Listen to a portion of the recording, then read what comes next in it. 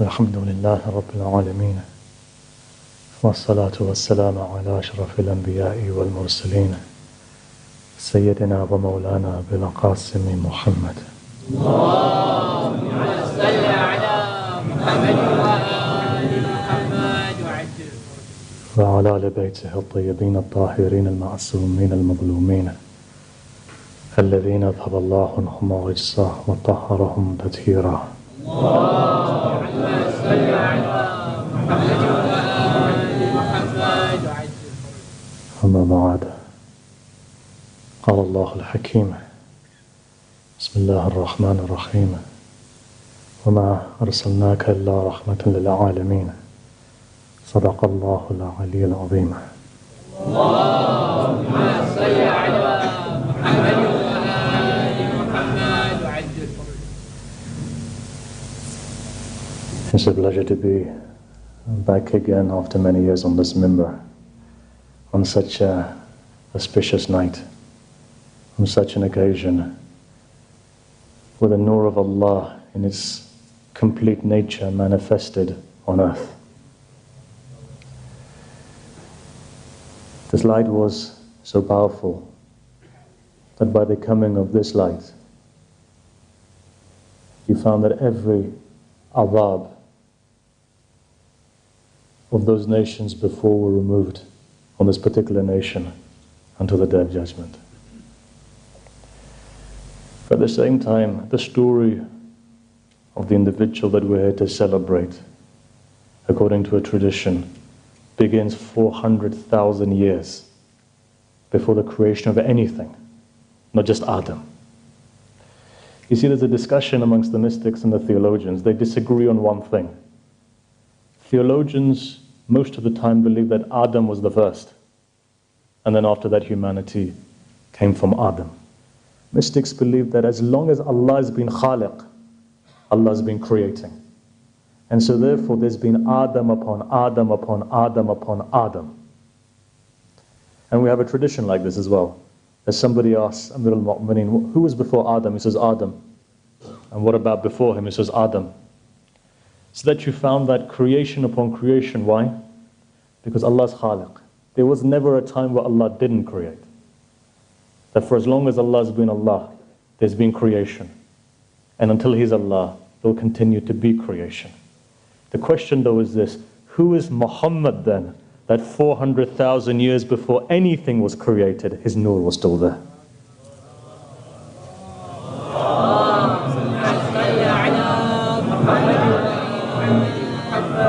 Now look, when it comes to the story of Shaitan, Amir al-Mu'mineen says Shaitan worshipped 7,000 years.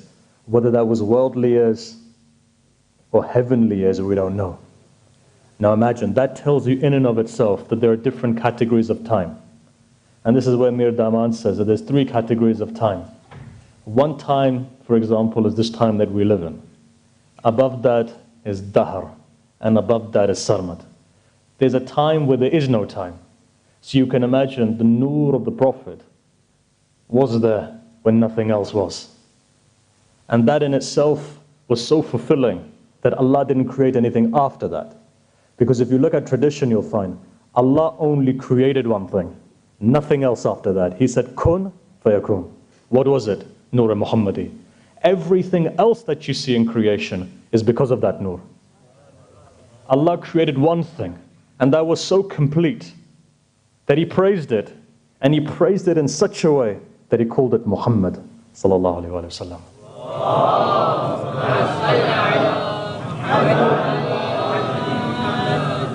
So therefore everything else that was naqis after that comes from that. Why? Because Muhammad is complete in every respect. Allah created once, and we have tradition on that as well. Go and see. Fifth Imam alayhi salam says, in fact there's a tradition by Abu Hamza Thamali, where it comes to the Imam and he asks him, what was before creation? Imam replies, this is 400,000 years before creation was that nur. When Allah created that nur, He created 12 hijabs as well. To get to that nur requires that you've got to go through all of these 12 hijabs before you can get to that nur. But the difference is this really, that look, that nur can only be understood if one by one each hijab is actualized. This tells you that no mystic is complete without them traveling through 1, 2 and all the way up to 12. Therefore it requires all 12 of these hijabs to be unveiled. And so the Imam then continues. He says, then it was because of our nur that we became wajhullah. Why? Allah doesn't have a face. For what is a face? A face is that thing that gives description, understanding. There may be 100 Muhammads sitting here, but every Muhammad is unique because of their face. You look at their face, you understand their wujud. To understand Allah's ghaybul ghayub is impossible. So then what happens? He created a face. That face is known as Muhammad and Ala Muhammad. Because of that face, you come to understand Allah. Look, I don't know, I've started a bit complex. Sometimes it happens. So far we've been mellowing it down. Brother knows we were in Toronto together, in Bathurst. 3 days I tried to mellow it down. Today I don't know what happened. Now it's a bit complex, but now that we're on this, we might as well continue. Wajhullah. Then he continues and he says, wa yadullah. He says, what does that mean? That means whatever Allah gives, ata of Allah is through this hand. And so he continues. And the rest of it, if I started, it's going to take me the next 1 hour to explain it, because otherwise I'm afraid somebody may go out here thinking this guy's become kafir. Had it not been in the tradition, I wouldn't have mentioned it. But if you go back 1100 years ago, some of our oldest books, in the time of the 11th Imam, some of those traditions are there. That you notice that these mystical traditions later on were hidden as 2 strands of Shi'ism spread. One strand of Shi'ism was a very methodological, theological kind of strand. The other one was a mystical strand which was hidden there for only those people who are able to understand this. In those traditions you find that the emphasis is there, that what is the Imam? The Imam is the gateway. The Imam is the gateway towards Allah. But no, another step. The Imam is the Bab of Rasulullah. This is why you notice, what does Rasulullah say? Ana madinatul ilm wa aliyun babuha. Where you find this? Go to Muslim and see. Go to Bukhari and see. It's there for anybody who wants to read it. The fact of the matter is this. Rasulullah said, I have doors. The door to my knowledge is Ali. But the other doors are 12 hijabs that take you to me. Found in the middle of this city is another nur. And that nur is known as Sirrullah. And that nur is Fatimah al-Zahra.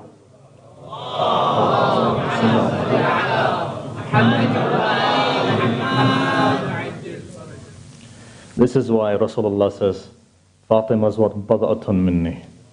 For that reason, surrounded by 12 hijabs. Batin of the city itself is Sirrullah. Ismatullah al-Kubra wa Hujjatullahi ala al-Hujjaj. From then onwards, what do you see? So the tradition then continues. Everything that you receive today is because of the lutf of Allah that He put on your Prophet. And this is why he's known as Muhammad. Imagine, you praise Allah, but Allah praises as well. When He does, all of His praise is in one body. So now look and see. This is that night when the most praised is coming on earth. And if you look at what He is, His entire wujud when He walks is all of creation walking. Why? Because the DNA of all of creation is found in Him. He's the DNA. And everything that you see around you pertains back to Him. Your kamal is in Rasulullah. The kamal of that camera is found in Rasulullah. The kamal of this wood is found in Rasulullah. The kamal of this universe is found in Rasulullah. The kamal of Jibreel is found in Rasulullah. The kamal of Amir al-Mu'mineen is found in Rasulullah. The kamal of the heavens and the earth is found in Rasulullah. This is why you notice Allah never addresses Him in the way that He addresses all the other prophets. For all of them He addresses them by their name. But when Allah comes to our prophet, He says, Taha, Yasin, Muddassir, Muzammil. He's telling you something. He's saying all of my ishq is in Him and His ishq is in me. That whoever comes towards Him comes towards my ishq. And whoever moves away from Him moves away from my ishq. But Rasulullah does something there as well. When He's leaving, what does He say? He says, listen, I've given you all of this.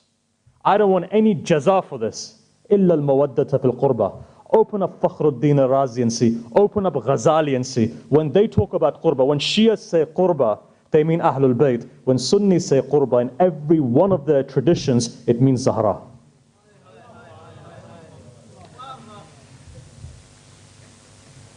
Now this isn't Fatimiyya for me to go to the next stage.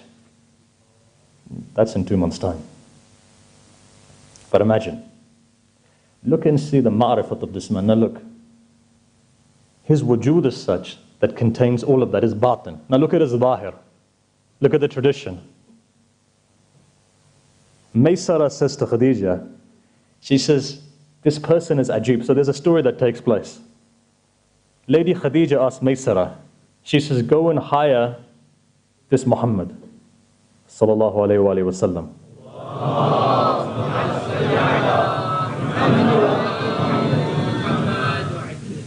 Bring him over.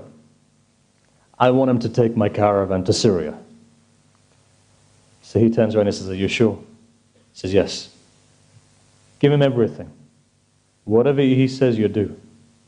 If he says it's nighttime, you say yes. If he says it's daytime, you say yes. If he says sell it for free, give it for free. If he says charge this much. He says, why, what are you seeing in him? She replies, she says, it's him I'm seeing. The one who we've been told about. Right? Look at it and see. Abdul Muttalib is saying, he's coming, the one we've been told about. Khadija is saying, he's coming, the one we've been told about.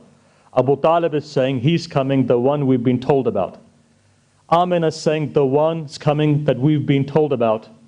And some people say, Rasulullah doesn't know, it's him. The neighbor knows about him. The priest knows about him. The monk knows about him.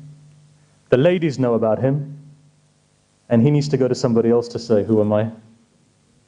Sometimes one has to think that all of these traditions are contradicting if that's the case. So what happens here then?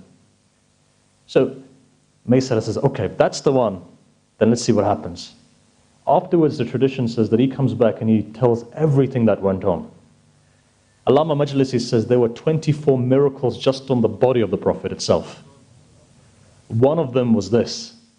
His nur was so bright that there was no shadow when he walked. Now remember, everything has a shadow because the sun is the brightest. But you notice the nur of the Prophet was such that the minute that he walked, there was no shadow. Now imagine, Maysara continues and he says, but the weird thing is this, at night time when he has a black cloth over him, when he has a black abba over him, now he sleeps on his back and he covers his entire body so nobody can see his body. But the nur from his body shines that it goes all the way up into the skies. So he turns around and he says, this person is ajib. If everyone is sleeping and he's sleeping, we can recognize him because there's a nur going up to the sky. Let me ask you a question. This is why Rasulullah called for one person to come on the night of Hijrah, that even when he was covered, you saw a nur that the enemies saw that went from the body all the way up to the skies.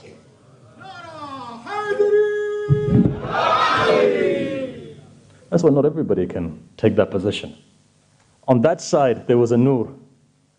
Kuffar of Mecca say, in the darkness of the night, we recognized the person. We knew that was him. We opened it up, we realized it was somebody else. But imagine, on the other side, you notice Amir al-Mu'mineen saying, he's saying it was the best night's sleep that I had. That nur and that nur. Nur has to be aligned. And this is why you notice that those traditions which are there, that when Rasulullah goes on the Mi'raj, what does he see? And what does he see when he comes back? Right? Nur is one. I'd go further, but I'm not going to. There's one of Ayatollah Naini when he says, he explains the nur. He says this nur is such that when Nabuwa touched Imama, both of them became one and both of them separated again. Why? Nur was like that. This is in the lifetime of the Prophet, by the way. One tradition says, one day Amir al-Mu'mineen was sitting there.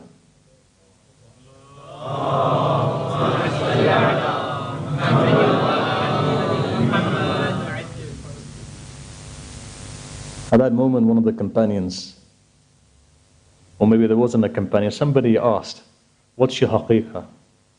He said he grabbed onto Amir al-Mu'mineen and the nur united. then the nur, you're divided again. Why? Wilaya is the batin of Nubuwah. Nubuwah is the shell, but the wilaya is the batin. And that batin is important, because until today, that wilaya has never really been actualized. It is the job of the 12 to actualize that. For every prophet that came, it was wajib upon them to teach you Tawheed. But for those people who have touched the spiritual pathway will know, Tawheed is only the first maqam. There's one greater and above that, and that is maqam wahdat. Maqam wahdat is only wajib for those people who have touched wilaya. Otherwise, for every prophet, it was teach him Tawheed.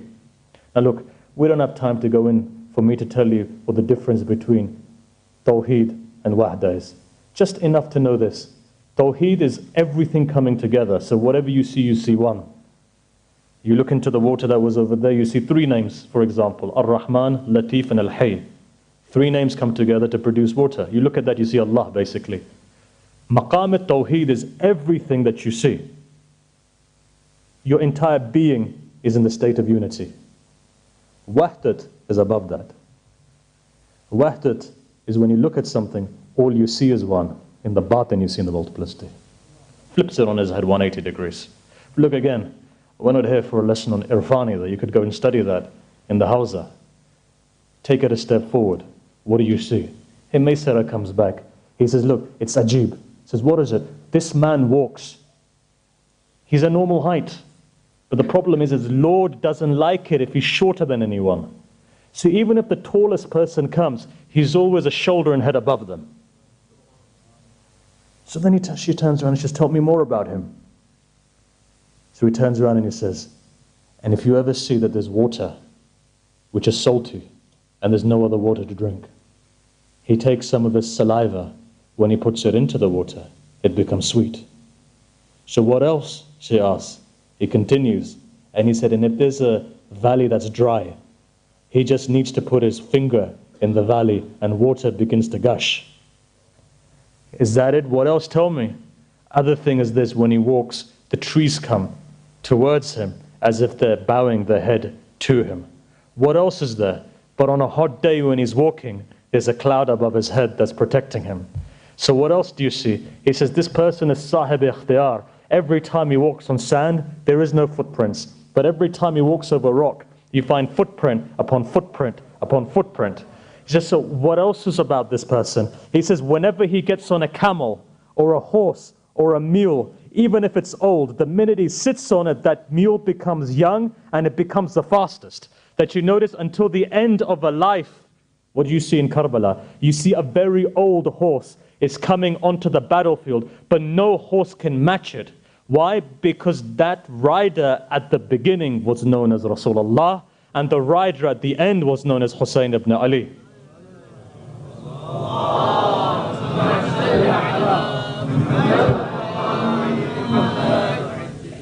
So imagine how many years had gone by. Think about it.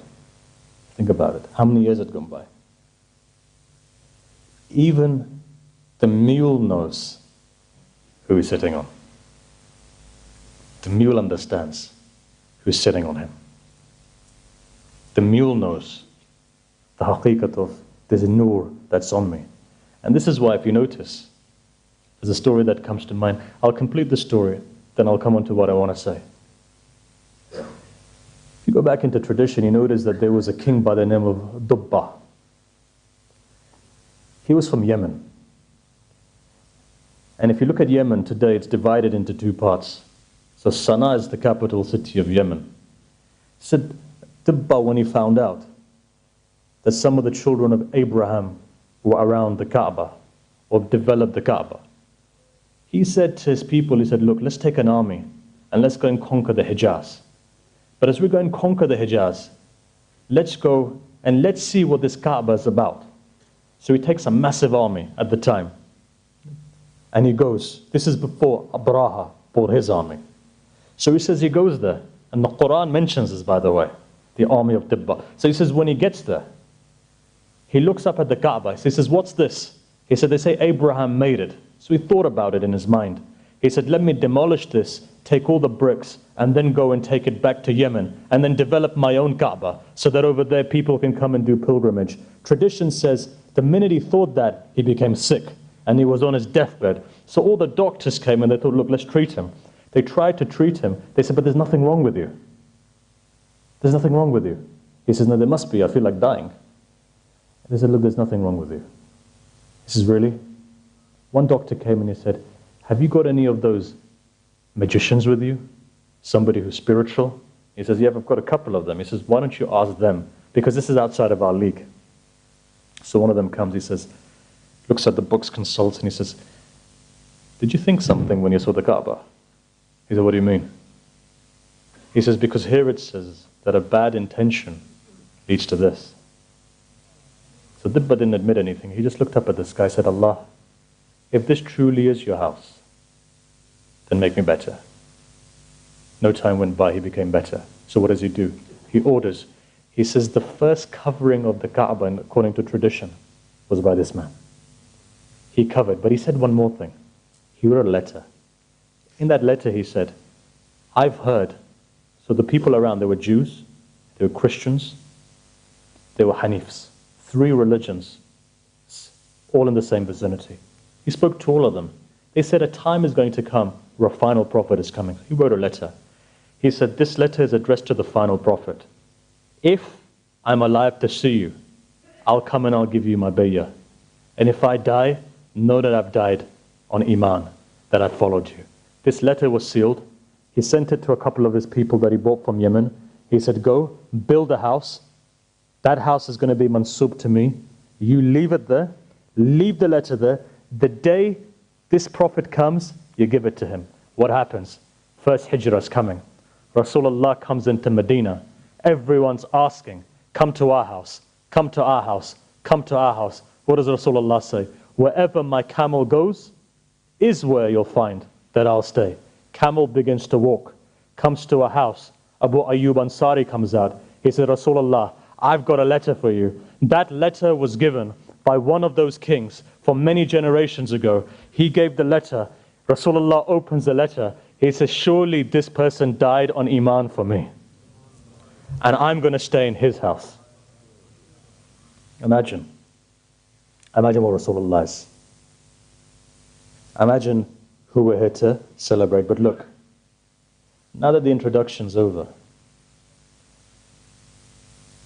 I was asked to say, and I think it's important to also say, that on a night like this, the most important thing when Rasulullah first came into Medina was he built a Jamaat for his people. And he told us something. When you're far away from home, make a mosque, make a Jamaat, so that you're preserved and you're protected. So I know many other people have also come on the minbar and said the same thing, and I'll say the same thing, and I'll move on. Help as much as you can to build your center. Because Rasulullah has taught us that the preservation of your generations to come is because of your center. As long as your center is there, there's barakah coming. And the minute that you're divided without centers, there's no barakah for your people. Your children today are protected because of the center. That tomorrow in this period of social media, how many generations of people have we seen corrupted? It is the lutf of the Imam that we have 10 days of Muharram that reprogram your children's minds. Because this Dajjali system that you have at the moment, that their phone can corrupt them and destroy them within a blink of an eye. And remember, in the tradition, if I was to look at it, and you've seen it yourself, Dajjal is what? Dajjal comes from that which is mubah. The purpose of Dajjal is to move you away from Tawheed. Tawheed is not just believing in one God. Tawheed is enacting one God. Today, none of your children can focus for more than 40 minutes, 30 minutes, 10 minutes without having to flick through 10 minutes of certain social media feeds. Why do they do that?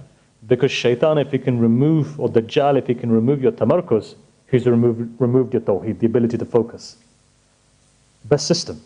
Honestly, if we had time when we were discussing something else, if you look at alamat al-buhur and the techniques of Dajjal,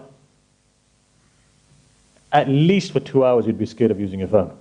And I say that because after 2 hours, when the WhatsApp flares up, then you'll be back again.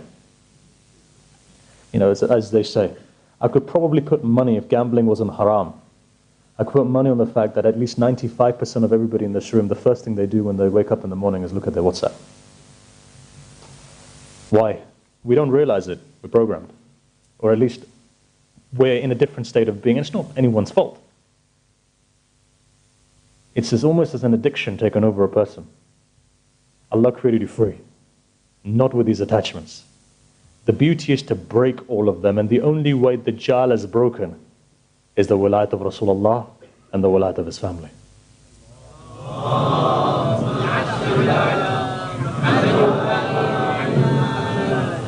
So look, this is where I wanted to start off from. They say that there was, from the Taif of the jinn, there was a woman who used to come every single week to Rasulullah.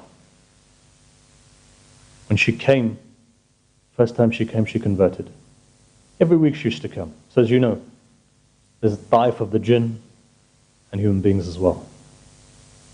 About 100 years ago, the king of the jinns, who was Za'far al-Jinn, was in Karbala. And many of the traditional Za'far is not found within the Maqat literature about it. There's only one hadith. Most of it is because of those people who had met Za'far al-Jinn. So he passed away about 100 years ago. Ayatollah Bahjat says that when he passed away, you could hear the knockings on doors when he passed away. And that's when his son became the king of the jinns, who's alive today. So, as you know, they have long lives. So they have their own ta'ifa, you know. There was a time when some of the ulama used to have majalis for them. Without going into detail, there's still marajah today who still have majalis. One of them was a neighbor of mine, one marja, I don't want to mention his name. But he's a famous marja, which maybe at least a number of you probably do taqleed of. That's how famous he is. But Taif of the jinn, they would have a majlis. So why marja taqleed are also marja not just for you, but some of them are also marja for them. So it's interesting, the whole discussion, and I'm not here to discuss jinns. But the one thing I will say is a woman used to come to Rasulullah on a weekly basis. All of a sudden she disappears, and for 40 days she doesn't come. On the 40th day she comes. So Rasulullah asks her, says, look, where have you been? She says, Ya Rasulullah, when I went to a river, I saw a green rock on the river, and there was a person on that river. So I looked towards that person, and I recognized that this has to be from the jinn. There's no way a human being would be sitting like that. And he was sitting there, and he was calling on 5 names. So I looked up, and I listened. He was saying, بِحَقِّ Muhammad wa Ali wa Fatima wa Hassan wa Hussein. Right?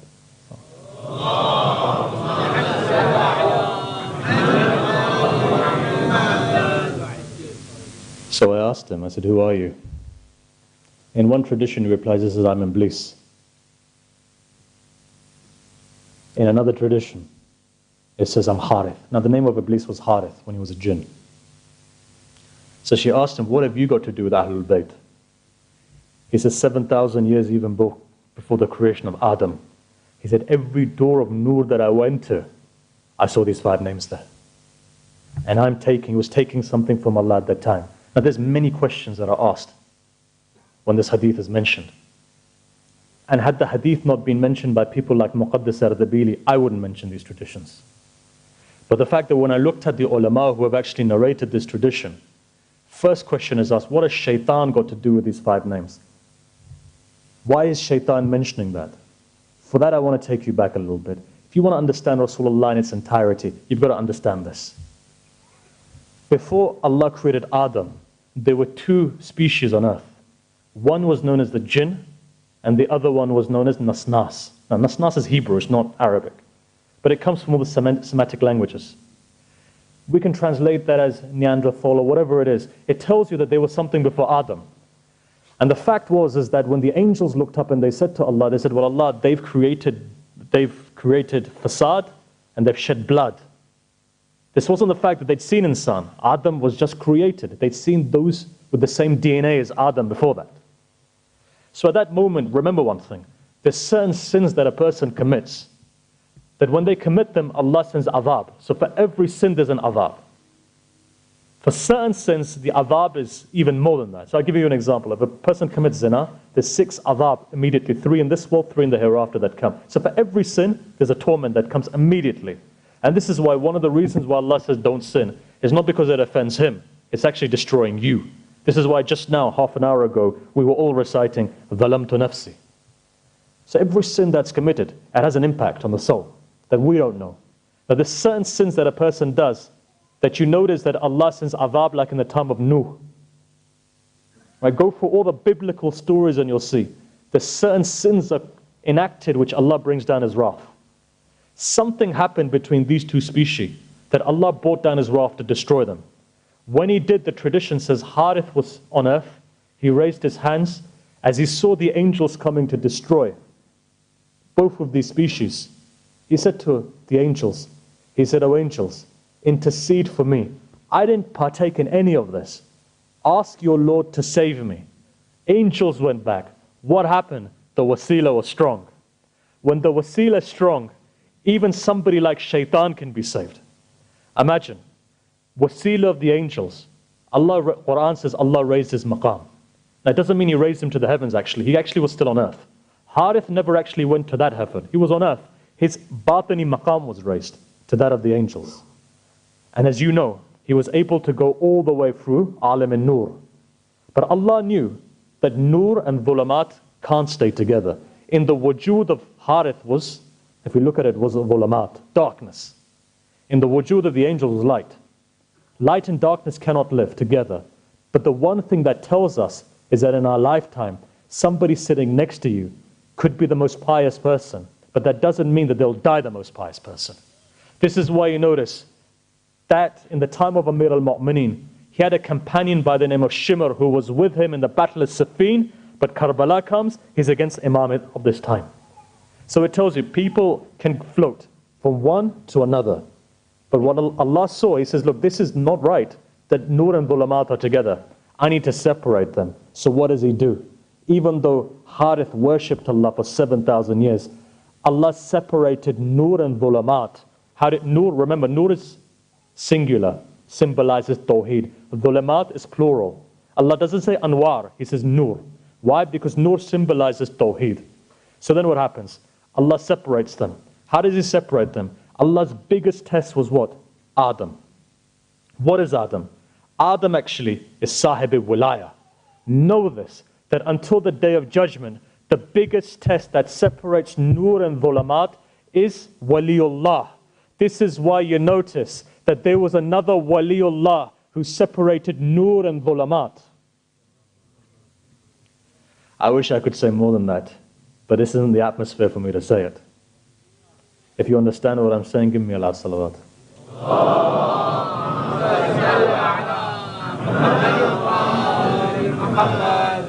In every generation, the milak that divides Nur and Dhulamat is Waliullah. Rasulullah didn't say it's me. He didn't say I'm the Mizan. I'm Abul Qasim, yes. In fact, there's a tradition on that, now that we're on this. In other words, somebody comes up to the 6th Imam alayhi salam and asks him,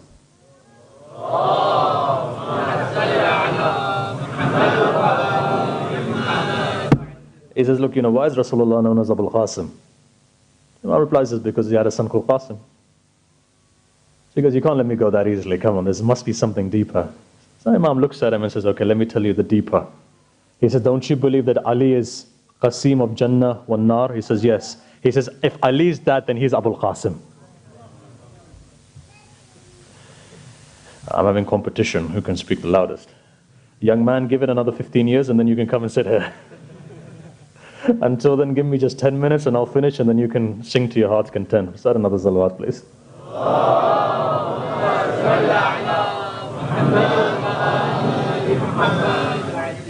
He's practicing. Inshallah, that's our future. Another salawat, please.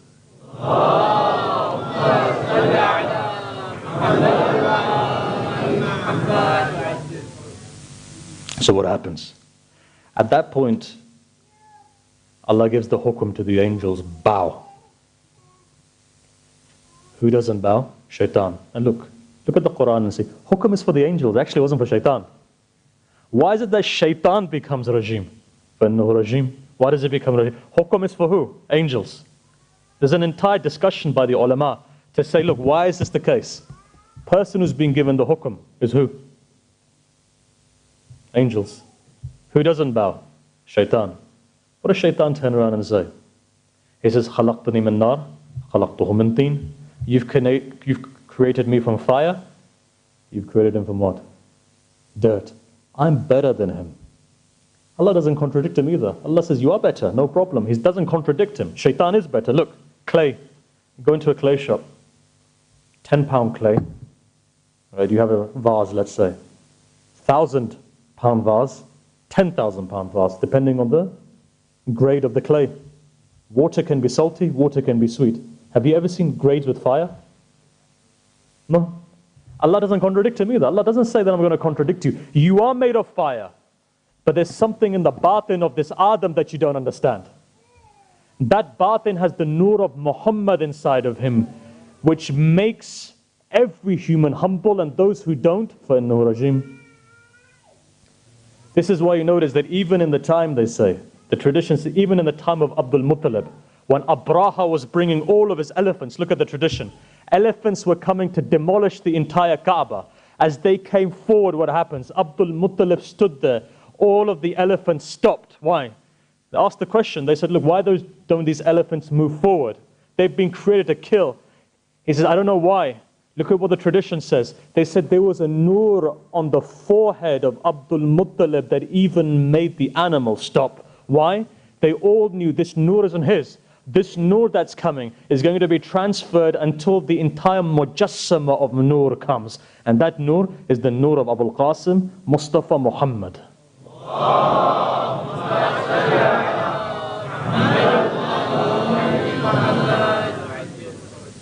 So now you can imagine. Here Shaitan is then given the hukam. So what does Shaitan say? He says, Allah give me long life then, until the day of judgment. Allah says, no, I'll give you life, but until Yawm al-Ma'loom. So there's different terminologies on this. So Allah gives him life. So now what happens? He's now perfecting in his darkness, just as human beings are perfecting in their light. Shaitan of 1400 years ago was less strong than he is today. He's even stronger today. This is why if you look at the tradition of the Prophet, what does he say? He says, Salam on my brothers. Ashab ask, are we your brothers? He says, no. My brothers are coming. You're my companions, yes. You're my companions. But the fact is that my brothers are coming. They haven't seen me, but they have Iman on me. What is special about them? That Shaitan of 1400 years ago has completed himself by 1400 years. He knows your weakness better than you know your weakness. But there's two things that Rasulullah has left that revives your heart. First one is this, Wilaya of the Amir and the Masaib of Hussein. Both of these things open the heart. Wilaya of Ali teaches you what the Quran says. Because Rasulullah says, I'm leaving my Quran and Ahlul Bayt. He didn't say, I'm leaving my Sahaba and Ahlul Bayt. Had he said Sahaba, after 100 years, there was no Sahaba left.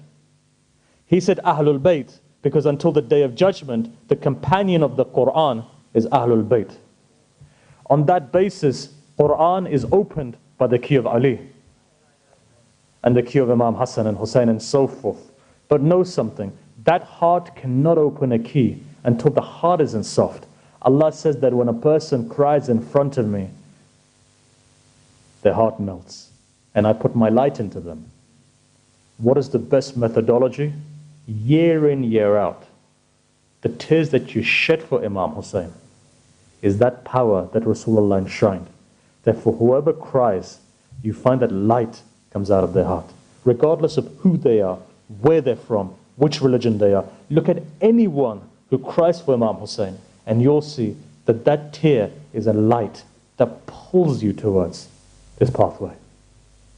So look, that's the second thing. Just remember this. Now let's go back again. 5 minutes we have, and then we'll complete, because we started off a little late. 5 minutes we have, and then we'll complete. Now come back again, because it seems like I've not even started yet on the Prophet. There was a lot I wanted to say, but I'm going to accelerate and come all the way down to the final year of the Prophet. Look, in total, ulama have said that from the moment that the Prophet wasn't born yet to the moment that he passed away, there were 4,400 miracles that were shown. This very Shaitan, having gone through all of the 7 levels, they say when Isa ibn Maryam came into the earth, Nabiullah Isa, they said what happened was this, that Shaitan was blocked from going from 3 levels. But they say when the final prophet comes, or when he came, there was a scream by Shaitan to say, right, now everything is blocked. But look at the miracles that happened on those days, or that night. That night there was a Majusi in Iran, king of, you could say the priest of all the Majusis, the king of all the Majusis. He says, I saw a dream that night. What I saw was I saw a camel pulling an Arab horse across the Dajjal, across the Tigris. And I saw that as this horse was being pulled, they came to the castle of the king. And I saw that the king's castle divided into 2. But then I looked across the world and I saw all the kings of the world were unable to say anything because their tongues stopped and they were powerless. Then I looked towards the Hijaz and I saw a light which was coming from the middle of Hijaz, and it was going all the way up to the skies. And as it went up to the skies, I saw the nur began to shine in the east, and then the nur began to shine in the west. When I woke up in the morning, the 1,000-year fire that had been lit for 1,000 years came to an end. And when I looked at the palace, there was a split in the palace. At that moment I realized that a nur is coming, and that nur has come tonight. And that nur is coming. Because of that nur, the entire face of this planet will change. That promise of Ibrahim, that when Ismail was being put into the desert and Hajara was worried what's going to happen, what did Allah say? The Old Testament has brought this together very nicely. He says, we're going to make a great nation from this son of yours. You may be thinking that you're going into a desert, but this desert will produce a great nation, and that nation will spread from the east to the west. From this nation, 12 sons will come. Each one of these 12 sons will be great nations in and of them. They'll be an ummah on themselves. And their mother will be Mubarakah, Old Testament says. Look at the 9 names of Zahra and you'll see. One of the greatest names of Zahra of the 9 is Mubarakah. What does Mubarakah mean? Mubarakah, Barakah, Tabrik, Mubarak. What does it mean? Think about what barakah means. What does mubarakah mean? Somebody who has barakah in them. What does barakah mean? Final thing is this. What does barakah mean? Barakah is this. You go into a library, you see 1,000 books. One of those books is the Quran. Quran looks the same as every other book, right? Of course it does. Because in a library it's the same. You pull out that book, you open up the Quran, what do you see? Any page you open. Hamd you open, if you're the Amil of Hamd, you can raise the dead. Now go and see. Next chapter of the Quran. There's certain verses in that Quran. If a person's a debt, the debt is solved. You moved another. Every verse is something. Surah Yasin you go. There's a verse in Surah Yasin recited with this Zaman and Makan and the Sharait. Person born blind, eyesight comes back. I could go through the whole Quran and every single 6,600 verses. But imagine, the book looks like any other book. You could have a book of Harry Potter next to it. It's unassuming. Allama Tabatabai says this. Barakah has 3 things. 1, it's unassuming. But when you go into depth, it's continuous. And it's khair. And until the day of judgment, people will benefit from that barakah. Zahra is that person that was revealed on Rasulullah. That until the day of judgment, if Hur just mentions her name, he becomes from La'anatullah to alayhi salam.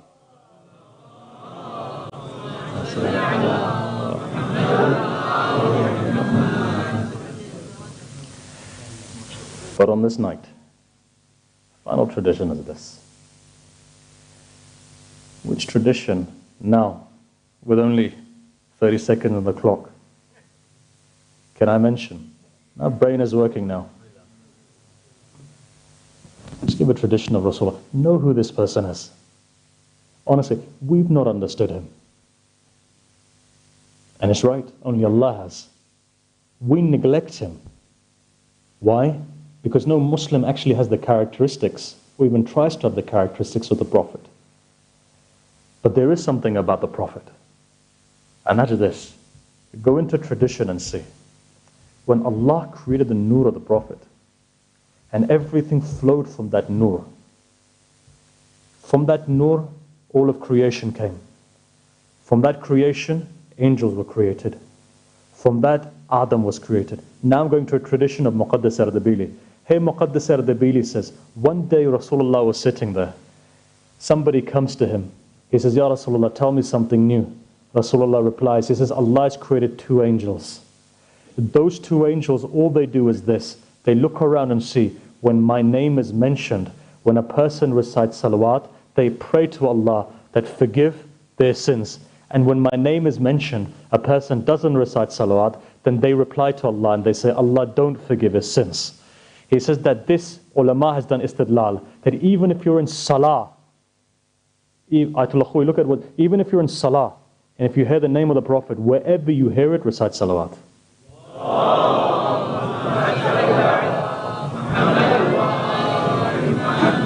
Why?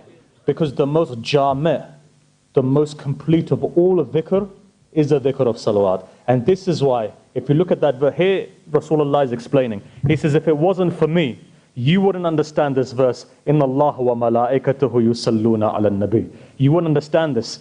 He goes into detail about this and says, he says that it is wajib on anyone who hears the name of the Prophet to recite salawat. Why? Look at salawat and say, Allahumma tawheed, salli alahu Muhammad nabuwa, wa ala Muhammad imama.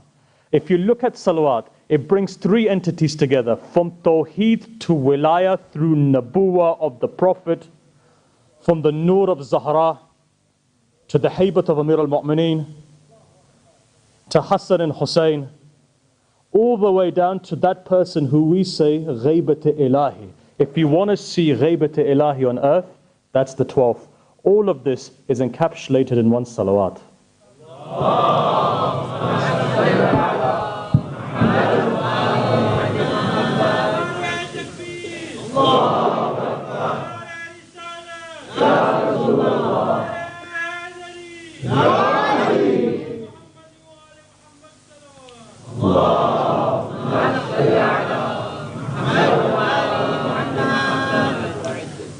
If one salawat on the Prophet is that lofty, imagine what the Prophet himself is. If one salawat is your key to heaven, if one salawat, the tradition, look and see, Salman is the author of this tradition.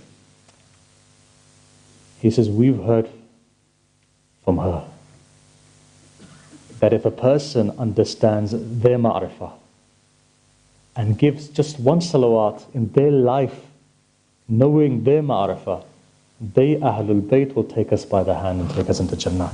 If one salawat is that powerful, then now imagine that the tradition says, if a person does loads of salawats, Allah increases their life. And look, I could go into the fadail of salawat, but the only thing I'll say is this, final thing is this. On a night like this, may Allah, for the sake of the Prophet, give all of us the tawfiq to walk in the way the Prophet wanted us to walk. Allah, for the sake of the Prophet, give us ma'rifah of who your beloved is. Allah, for the sake of the Prophet tonight, whoever is suffering, going through examinations, has a haja in their heart, is ill, going through any difficulty, Allah, remove their difficulty for the sake of your Habib. Allah, for the sake of your Habib, unite this ummah. Allah, for the sake of your Habib, allow for this community to very quickly have their own center again. Allah, for the sake of your Habib, hasten the zuhur of the Imam alayhi salam. Allah, for the sake of your Habib, make us all part of his ansar.